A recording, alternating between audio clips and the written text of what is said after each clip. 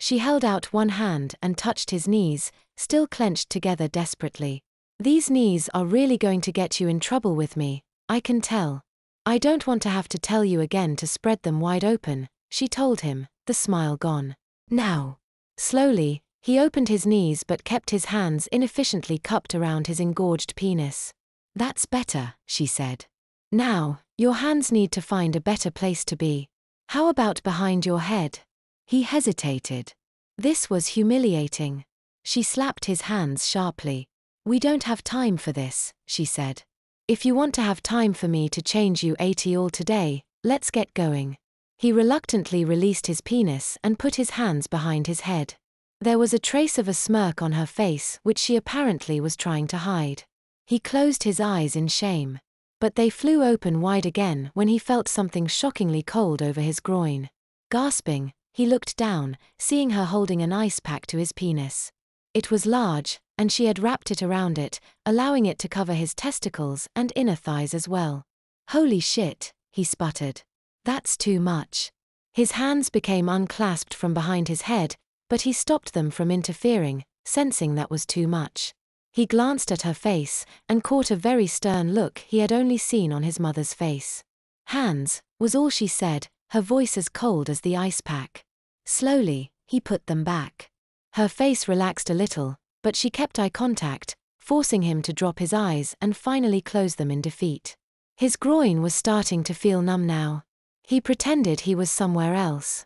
I don't like cursing, she told him sternly. Then, more to herself, if it becomes a problem, maybe we'll have to see how you like a little mouth soaping. His eyes widened as her words brought him back to reality. He felt like she had to be kidding, but her expression was totally serious. And he was learning to take her seriously. How had he gotten himself into this nightmare? He closed his eyes again. After another minute, he heard the ice rattle and looked down to see that the pack was gone. She was turning back to the refrigerator. He was numb enough that he couldn't have felt it. He lifted his head and noticed that his penis was limp again, pale white, and shrunken as if he were a little boy. That will make things easier, she commented. She turned back, grabbed a towel, and brusquely patted him dry, the condensation having dampened the skin. She sprinkled some baby powder over him and pulled the diaper up tightly, taping him securely, then patted him over his penis, through the diaper. Okay, mission accomplished. Despite the detour. You can get dressed. He stood and rapidly pulled his pants up. She cleared her throat. Did you have something you wanted to say to me? She was suddenly a stickler for manners, apparently. Thank you. She raised her eyebrows. He added quickly.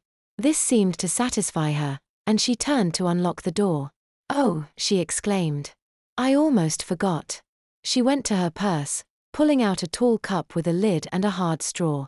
He saw that it was colored baby blue and had teddy bears on it. I saw that you were a little dehydrated yesterday. His confusion must have registered on his face. She explained, the pee in your diaper was too dark yellow. As you know, it ought to be nearly clear. It is easy to fall behind on your hydration during a busy day, and I don't want our arrangement, and here she looked at his padded diaper area, to discourage hydration. That could influence your health negatively, after all. She smiled. He thought it seemed a little mischievous.